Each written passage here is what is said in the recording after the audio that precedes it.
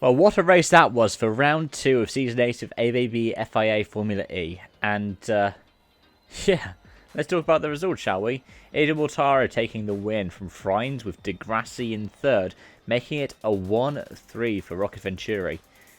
In fourth, it was Lotterer, climb up from fifth, and a finish that he kind of wanted, having started fourth in the first race, with Dennis following home in fifth, Vern, Van Dorn, Roland, Verline and De Vries rounding out the top 10.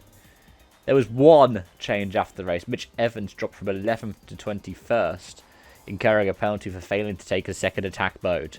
And that's a very kind of Formula E thing. I was going to say that we didn't see much changing post-race for the first two races, and, well, there we have it, but it didn't affect any kind of points finish because Evans was already 11th out of the points. Fastest lap awarded to Stoffel Van Dorn in terms of points, and the pole position points, of course, going to De Vries. But let's talk a bit about this race because, well, even though it was kind of neutralised by a late race safety car with, 3/4 of racing left at the end, there were certainly a lot of headlines to hit home about. In particular, Nick De Vries has dropped down the order after, for example, having contact with the likes of John-Eric Verne.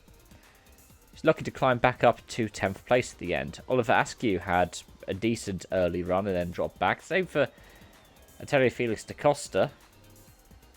But overall, it's been another fun start to the season. I really can't wait to see what happens, though, for our newest members of the contingent outside of Askew, the likes of Tato and Giovinazzi, because, again, they were trailing down at the back of the field for much of this race. In fact, if it wasn't for Evans' penalty, they'd have come home the last two of the finishers.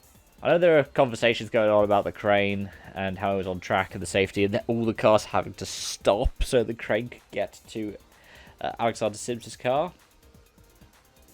I think that's a conversation for another time, though, but obviously it shows some problems with the circuit that a crane has to go onto the track that far and cause this kind of a stoppage to be able to get a car that stops in that place on the track.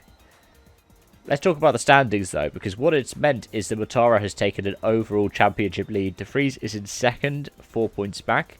Van Dorn a further point behind in third place, from Dennis and Di Grassi, fourth and fifth.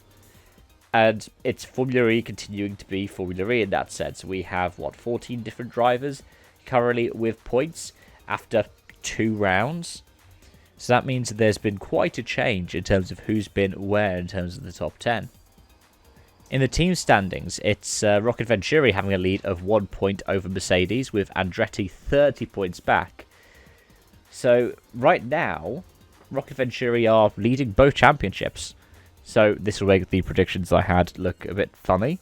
But at the same time, with Mercedes having picked up a healthy haul of points, they're not going to be too annoyed by the problems they had in race 2.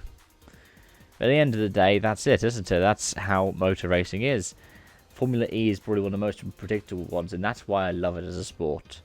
Let me know your thoughts in the comment section down below. Thank you so much for watching, and I hope to see you again soon. Bye for now.